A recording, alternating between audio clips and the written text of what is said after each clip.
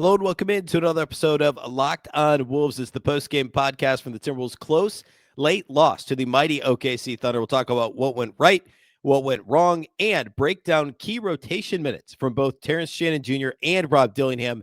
It's all coming next.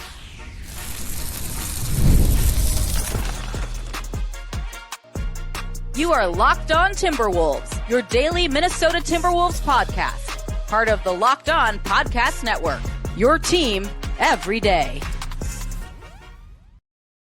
Hello and welcome to the Locked On Wolves podcast, part of the Locked On Podcast Network, your team every day, and also the Locked On Podcast Network, now the #1 sports podcast network. Today's episode is brought to you by FanDuel. Right now, new customers can bet just $5, and if your bet wins, you'll get $300 in bonus bets to use across the app. Head to FanDuel.com to get started. Happy Thursday, everybody. Happy Thanksgiving to those of you in the United States. And, the Timberwolves lost Wednesday night to the Thunder.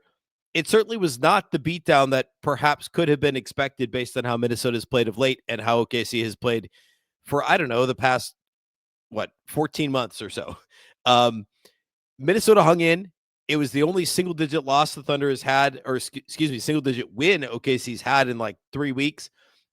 They've won 9 or 10 straight now, and they were all double-digit wins until this one. So I get it. We don't want silver linings for a 10-8 team that's now lost 3 in a row and has aspirations on being a finals team. I understand that. That said, a close late loss to a team that's historically good, and the Thunder are that based on almost any metric. Point differential, they're at rating last year and this year, the fact that they're the defending champs and they're 18-1 now this year. All that is true. This loss is different than a collapse to a bad Kings team on Monday, or even a collapse to a good, apparently better than the Timberwolves Suns team last Friday. This is a different type of loss. I'll explain why. We'll talk about how the Wolves shot themselves in the foot, which of course they did once again. And my big thing that I want to talk about today is also the rotation stuff. The second half looking much different than the first half, and what Terrence Shannon Jr. and Rob Dillingham brought to the table for Chris Finch and the Timberwolves. We'll also do studs and duds here toward the end of the show. So a lot to get to. A big thank you off the top for making Locked On Wolves your first listen every day. Of course, this show is free and available everywhere. That includes YouTube as well as all of your favorite audio platforms. Wherever you like to listen to podcasts, you can find Locked On Wolves. All right. Let's talk about the overall, just kind of basically my 3 big things from the game today. First of all, OKC's defense, in case you weren't aware, is phenomenal. Just unbelievable, ridiculously good. Minnesota had a top 5 offense in the league for the first month of the season. It's been 20th over the past 2 weeks, as we talked about on yesterday's show. The body work is like 8th or 9th in the league offense. Actually, I think they're 10th coming into this game on offense. So the Wolves offense has been good, not great. Very good for much of the season, not great the last couple of weeks. And OKC's defense is just otherworldly. The way that they guard Anthony Edwards is not all that dissimilar from the philosophy of what other teams do, which is just load up on Ant, make somebody else beat you. But obviously the bodies, the length, the athleticism, the youth, and the tenacity that with which Oklahoma City plays with is, it's unrivaled from anybody else. So you take putting 2 on the ball against Ant, but you make it 2 on the ball, but like 2 insanely good defenders. And then as soon as Ant tries to drive, it's 3 on the ball. And Ant's got to make the right choice out of that. And they do the same thing to Julius Randle. And Julius struggled in this game. Ant played very well, and we'll get into some of those individual performances here in a little bit. But the OKC defense held Minnesota to 17 points in the first quarter. And I actually thought Minnesota didn't play that poorly offensively in the first quarter. Yet they scored only 17 points. Now, a big part of that was the missed free throws, which were obviously a major problem in this game. We'll talk about that too. But the offensive process for Minnesota, I thought, was actually pretty decent for large chunks of this game.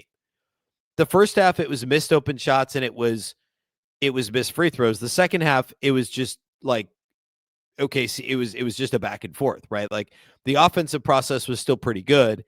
It's just OKC was also fairly unstoppable down the stretch. The Wolves, so like the way that OKC defends, they're so tight and so connected. If you watch if you try and drive a seam, the gap help that OKC has is just like almost anything else, better than anybody else in the league, and it's not close. The way that OKC helps in gaps forces Minnesota to drive and kick and make open shots, which they couldn't do. And then OKC on top of that, they didn't get away with their physicality early in the game in the sense that they got into the penalty very quickly. Minnesota shot a ton of free throws. And in fact, for the game, for the game, OKC ended up shooting one more than Minnesota. But early in the game, I think Minnesota had 10 first quarter free throws and OKC had like one, maybe. And I think it was or maybe second quarter was the Gobert. I'm not actually sure OKC shot any free throws in the first quarter. The Wolves actually still had the free throw advantage at halftime. It went away in the second half, but that's kind of the point. OKC didn't get away with the physicality early, but I talked about this on yesterday's show. The Thunder have a philosophy of they can't call everything. And they did early in the game. Everything was being called, and that favored Minnesota. And then it favored them up until they couldn't make free throws, and they were, I think they were 10 of 18 at one point. And ultimately for the game, Minnesota shot 59% at the free throw line, which is just horrendous for an NBA team. 22 of 37, they missed 15 free throws in a game that they ended up losing by 8 points. But that really hurt early in the game. And then as OKC continues to be physical throughout the game, the officials start to let more go and let more go and let more go and let the boys play, which is great. Like in general, I prefer that. I think it's better to call less, but it favored OKC because they set that tone early. And then when the officials backed off of calling everything, OKC still had that physical tone. And that was just what the officials were used to seeing over the course of the game. Minnesota didn't quite match it, although I thought for the most part, the Timberwolves played very hard and were pretty physical themselves as far as the Wolves ever are physical. Like this was a pretty good performance in that regard. But OKC had established their superior physicality with both the officials and the Timberwolves. And when Minnesota couldn't cash in on the free throws early, they didn't get the attempts late. They didn't get those same calls late in the game that they were getting early in the game. And ultimately, the Thunder's physicality early was rewarded late. And partly what allowed them to withstand the early kind of barrage of foul calls was that Minnesota just missed a bunch of free throws. I mean, early in the game, Ant was 2 for 4 in the first quarter. I think Rudy missed a pair. Somebody else missed 2 free throws. It just I think it was Nas missed 2 free throws. Just a terrible tone to set on the other side for Minnesota early in the game. Overall, if you take the full 48 minutes, the process for Minnesota was largely good. The crunch time execution was, again, pretty shoddy. The late turnovers and then the missed free throws that we already talked about, those were the biggest problems for Minnesota. Minnesota's turnover rate in late, clutch situations is horrible. And that was a big problem again. Now, obviously, OKC turns teams over, turns their opponents over better than any other team in the league. Again, one of the many things they do better than anyone else. We talked about this on yesterday's show. OKC's phenomenal at turning teams over. And Minnesota has had turnover problems here and there over the last couple of years. But lately, as part of these collapses against the Suns and the Kings, these final couple of minute outlet pass turnovers, transition turnovers, those have been really bad because they're completely avoidable. Just don't throw a sloppy outlet pass. There, that solves it. It's different than just facing the Thunder are good enough as it is in the half court. Don't just give them a bucket the other way. Give them a free steal because you're being lazy at an outlet pass. And that was a problem for Minnesota in this game. I thought, again, overall, there was a lot to like about this game. And it's not I thought appropriately harsh on the post-game pod following the Kings loss. I was relatively optimistic after the Suns lost. I'm somewhere in between on this one. It's infuriating because the game was right there. But it's encouraging in the sense that they're the only team that's really given the Thunder a fight over the past couple of weeks. They did get up off the mat after a miserable collapse against the Kings. Minnesota did. And if you set aside the dumb stuff, like the 15 missed free throws, which matters, and the late turnovers, which ultimately Minnesota only turned it over 14 times as a whole, but so many of those were late, and Julius scoring 10 points on 13 shots.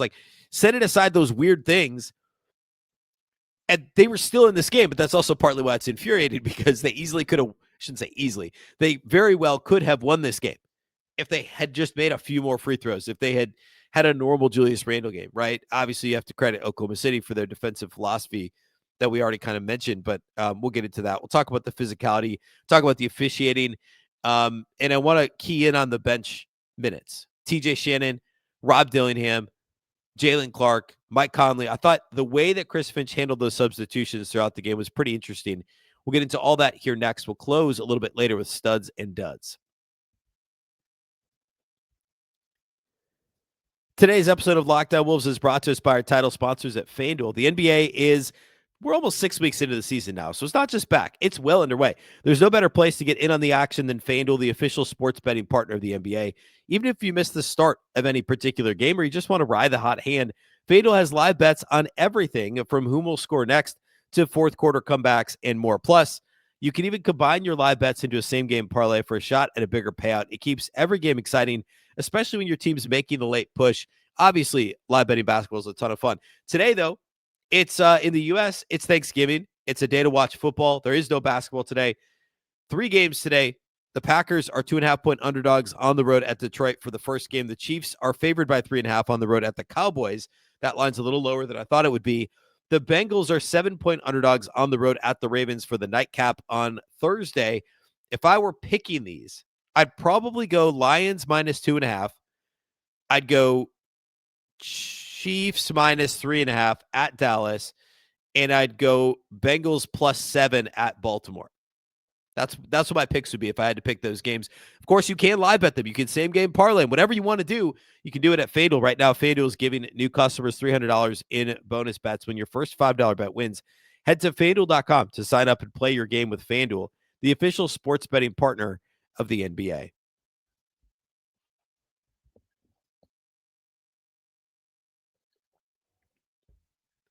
Big thank you once again for making Locked On Wolves your first listen of the day, and a big thank you also for making Locked On the #1 sports podcast network. We could not do it without you, loyal listeners, and those of you who do make us your first listen every day. So we really, truly appreciate it. All right. We got to talk. Let's talk rotation. TJ Shannon, Rob Dillingham, both played really well in this game. The TJ Shannon 18 points is obviously what jumps off the stat sheet. 18 points on a perfect 7 of 7 shooting. Perfect 3 of 3 outside the arc. Very good Shannon minutes in the first half and the second half. What was most notable about the rotation was Jalen Clark did not play in the second half. He played 7 first half minutes. He closed basically 3.5 minutes at the end of the first quarter, 3.5 minutes at the end of the second quarter. Timberwolves offense struggled with him on the floor. I spent a long time on yesterday's show talking about how terrible the defense has been with no Jalen Clark and no Rudy Gobert. And that is still true. The offense with Jalen Clark in this game was not good. The offense was actually neither unit was good with Mike Conley on the floor. Conley in 13 minutes was a minus 17. Jalen Clark was a minus 14 in 7 minutes. Neither of those guys played well at all. Then in the second half, Chris Finch said, all right, we're going to go TJ Shannon. We're going to go Rob Dillingham because these guys gave us more of a punch in the first half. Conley only played, let's see, how much did he play in the second half? Conley only played 5 minutes at the end of the third quarter? I don't think he played in the fourth quarter. Am I crazy? I'm going to make sure that that's true. I'm pretty sure he didn't play in the fourth quarter. I guess he did for a little bit. No, not really. He did play the fourth quarter. Conley came on the floor for the final inbound where they got the 5-second violation, then he left. So Conley did not play in the fourth quarter. Jalen Clark did not play at all in the second half. TJ Shannon was awesome and was a huge part of that third quarter. I don't want to call it a comeback. They were down 10 at halftime, down 7 go to the fourth quarter. But the push that eventually led to Minnesota taking a fourth quarter lead, TJ Shannon was a huge part of that. And why? It's because of the pace that he plays with and the shooting that he could provide. So at least in this matchup, and by the way, I said this on yesterday's show. I don't want to pat myself in the back too hard here because it should be obvious the Wolves need TJ Shannon to do something. And I said on yesterday's show, I said the Thunder matchup is a good one to get TJ Shannon going in, but I was a little worried about it because of how physical the Thunder are and coming off the injury, and he looked kind of out of it on Monday, first came back from the injury.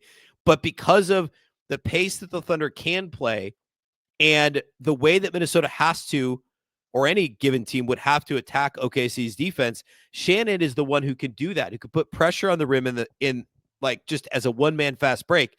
And he did that. Remember, we saw it in that one playoff performance that Shannon had against OKC in the spring. And that's what happened in this game. He had a couple of coast-to-coast layups against a really, really phenomenal Thunder defense. He knocked down all of his corner. I think 2 of his 3 3-pointers were corner threes, were corner attempts. I thought he was okay defensively. I mean, 18 points on 7 shots literally does not get more efficient than that. Only 2 rebounds in 17 minutes, 1 assist, but no turnovers.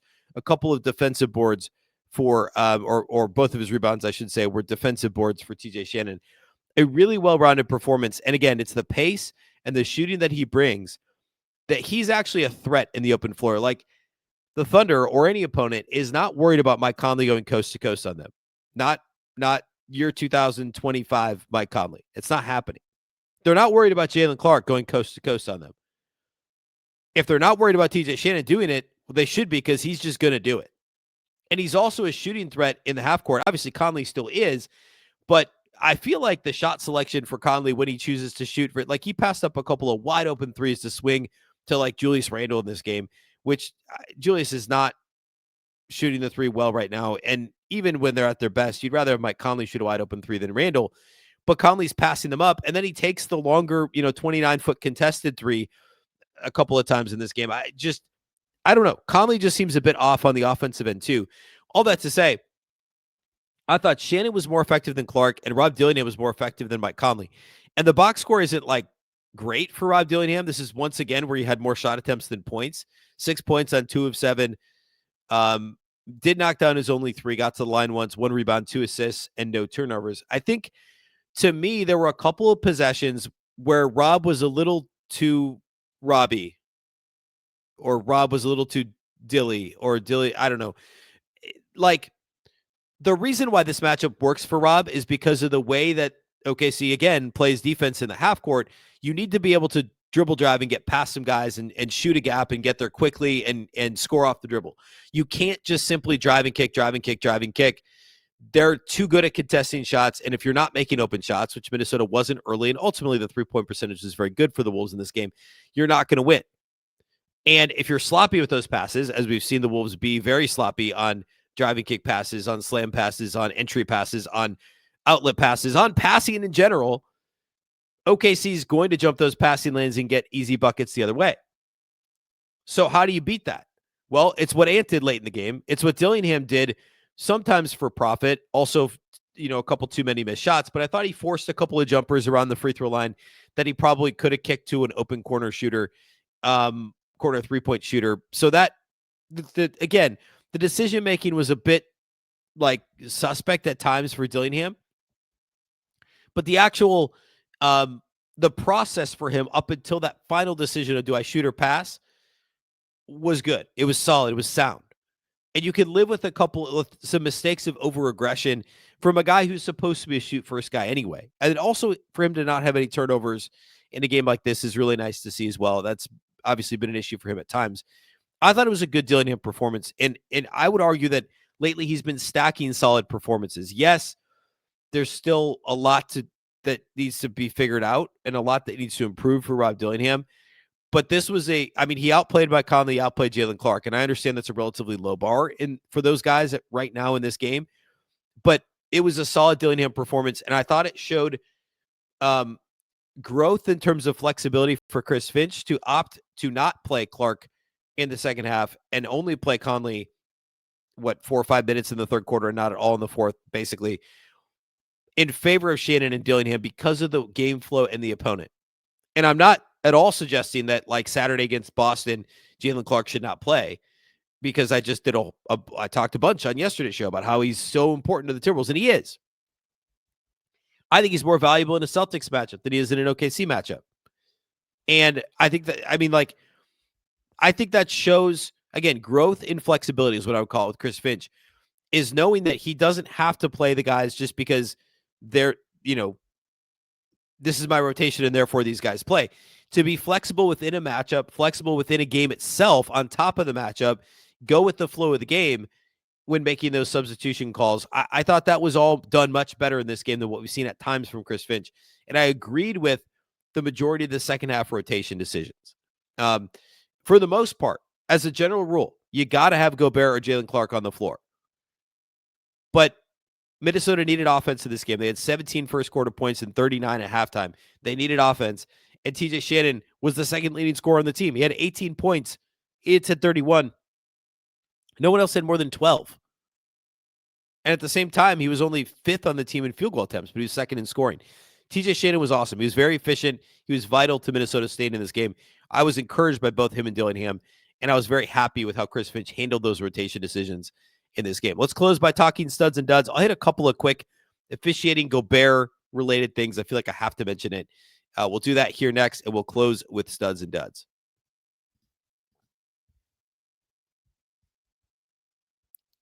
Today's episode of Locked On Wolves is brought to us by our friends at DoorDash. The NBA season's heating up now. We're 6 weeks in. We're about to be past Thanksgiving, kind of a first benchmark in the season. DoorDash has found the perfect way to keep fans in their bag all season long.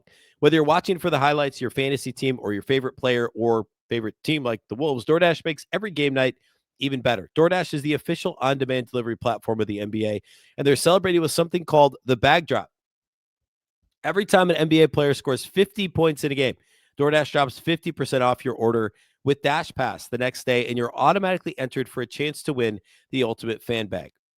We're talking player-inspired drip, exclusive gear, and stuff that you'll actually want. It's not just food either. You can get anything delivered. Maybe you're all fooded out at some point this week, and you get snacks, drinks, headphones, ice, even socks, whatever you need, all delivered. DoorDash has you covered for late-night highlights, last-minute watch parties, and double OT fuel-ups. The next time someone goes off for 50, which, I mean, Ant had 40-plus the other night. SGA had 40 against the Wolves just last night. Like, it's happened a lot this season. The next time someone goes off for 50, use promo code NBA50, NBA50 the next day to get 50% off on DoorDash with Dash Pass, plus your shot at the bag drop. Dash Pass members only, 50% off up to $10 a day after a 50-point game with the promo code. Terms apply. No purchase necessary. Ends April 13th. Open to U.S. residents 21 or older. Visit DoorDashInYourBag.com for full details. DoorDash, in your bag all season long.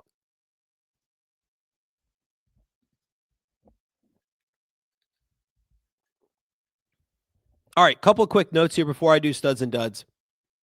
A real quick note on TJ Shannon. I saw our guy Jack Borman, who does the postcast. Quick plug for that. If you're not familiar, the episode before this one on both YouTube and the audio is Luke Inman and Jack Borman do the live postcast following every single Wolves game. I'll actually be guest hosting this weekend, I think on the Sunday game. So yours truly will be on that show as well. But Jack on Twitter at JRBorman13 posted TJ Shannon's offensive numbers. Minnesota, when TJ Shannon was on the floor, had a 144.1 offensive rating, which is phenomenal. 100 is league average, an 8.8% turnover rate with him off the floor, an 86.2 offensive rating, and a 20% turnover rate.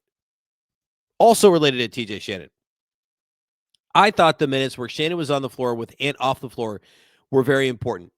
For instance, early in the fourth quarter, Ant sits to start the fourth. Minnesota's down 5. When Ant comes back in, he came in, I think, back in for Dillingham, and TJ Shannon stayed on the floor. But when Ant came back in, they were down just 1. So those like 5 or so minutes with Ant off and Shannon on, Minnesota was a +4. I think, and I said this before the season, I thought TJ Shannon would have a really important role in the non-Ant minutes. And this is something we'll probably dig in a bit more on tomorrow's show, is how Minnesota can use Shannon. I made the case for him being a big part of the bench unit moving forward on yesterday's show. And obviously we have some evidence here from the OKC game, but the Shannon no Ant minutes are going to be really important. And I think Shannon can help paper over and cover the lack of scoring and creation. Not that he's creating for others, but for himself and the pace that the non-Ant minutes should be played with. Shannon's going to be a big part of that. And that was the case in this game, and it's part of the reason why Minnesota was still in this game when Ant returned midway through the fourth quarter after getting his rest. So I thought that was important. Real quickly, the officiating was not great. It often isn't. My biggest thing, I say that. I think overall, the Thunder are so hard to officiate. There were issues. My biggest problem was not reviewing the Dort throwing Randle to the ground, which he did legitimately throw Julius Randle to the ground. They review things for much less. I mean, what was the review on Monday in the Kings game?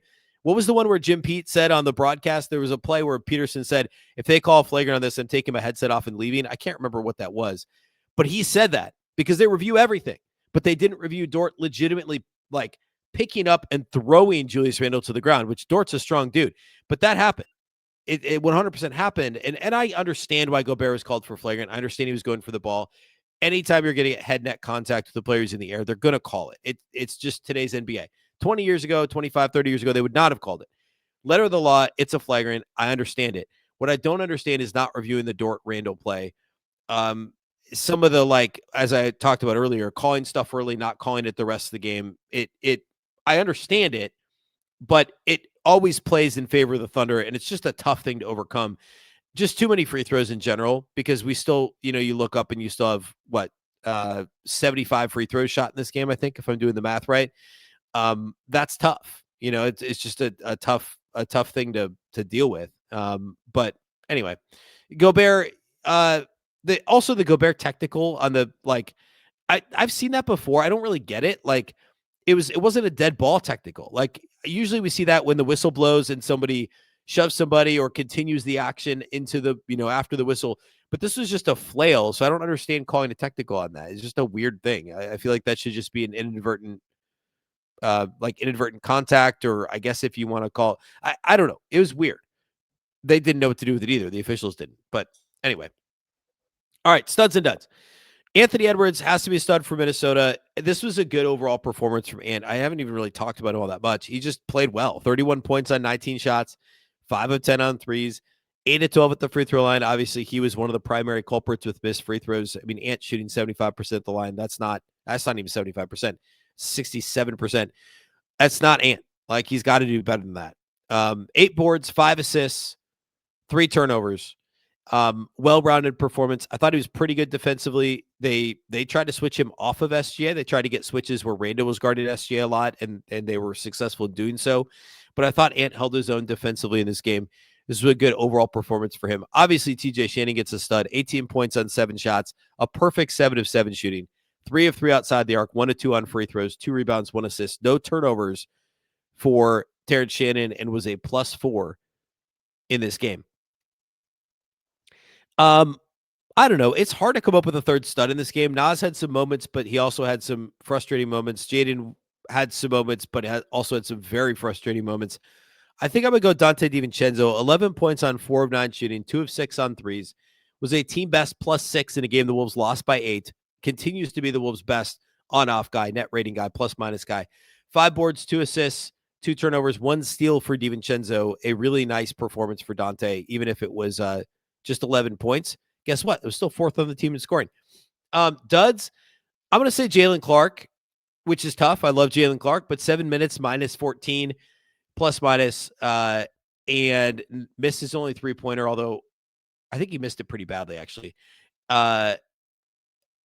Like, if he's on the floor for defense, the defense still has to be better. And SGA is tough, obviously. That's the understatement of the century. But I like Clark needs to have an impact defensively if he's going to play 7 minutes, miss 1 shot, and have a turnover and do nothing else. No rebounds, no assists, nothing. I thought it was a tough performance for Clark and also for Mike Conley. 13 minutes, -17, 1 of 4 shooting, 0 of 2 on threes. Missed a floater early in the third quarter that would have been really nice. Or actually, no, I think it was third quarter. Like a relatively open floater. He's just so tentative all the time now. He had 2 assists, no turnovers, but still not a good Conley performance. And the reason why both Conley and Clark, like, they both had dud-like performances, their minutes essentially were absorbed by Shannon and Dillingham late in this game. So disappointing performances from those guys. All right. Overall, I think probably better than a lot of us expected this game to go, which I guess says a lot about where this team's at right now. But the turnovers and the missed free throws were the biggest thing. They competed. Ant played well. They had the bench performance from TJ Shannon, and overall, I thought they dealt okay with SGA. I say that as he scores 40 on 19 shots, but they didn't let anybody else beat them other than the Chet 3 late, which I thought Minnesota defended that possession well. So it just, OKC is just an otherworldly team. They just are. And I thought Minnesota acquitted themselves fairly well in this one. We will have a show Friday, tomorrow, and we'll get you ready for the weekend. Minnesota has Boston at 4:00, an interesting matinee time on Saturday. That's an NBA TV game. So we'll get you ready for the weekend with Boston on Saturday. And then the second night of the back-to-back is San Antonio on Sunday at 6, which, again, I believe I'll be doing the live postcast following that game. So on Friday, we'll preview both those matchups. We'll talk a bit more about the Shannon lineups and what to look out for rotation-wise for Minnesota this weekend based on what we've seen this week now that Shannon's healthy. And since we saw Minnesota, compete in OKC, what that tells us moving forward. Lots of winnable games on the schedule. Below 500 teams galore upcoming. Lots of chances for Minnesota to right the ship before they face, I guess they got Phoenix here in about a week and a half, and then OKC again in about 3 weeks. So lots to talk about later in the week as we get you ready for the weekend as well. A big thank you for making Locked On Wolves your first listen every single day. Of course, this show is free and available everywhere. That includes YouTube as well as all of your favorite audio platforms. Wherever you like to listen to podcasts, you can find Locked On Wolves. A reminder that for your second listen, you can check out the Locked On Fantasy Basketball podcast with Josh Lloyd. Number one fantasy basketball podcast you can find, gives you daily tips, helps you win your league, all while making you a smarter NBA fan. Find Locked On Fantasy Basketball on YouTube or wherever you listen to podcasts, part of the Locked On Podcast Network, your team every day. Just like this show, the Locked On Network, your local experts on all the biggest stories. Once again, I'm Ben Beecken. This is the Locked On Wolves podcast, and we'll catch you next time. Have a great Thanksgiving.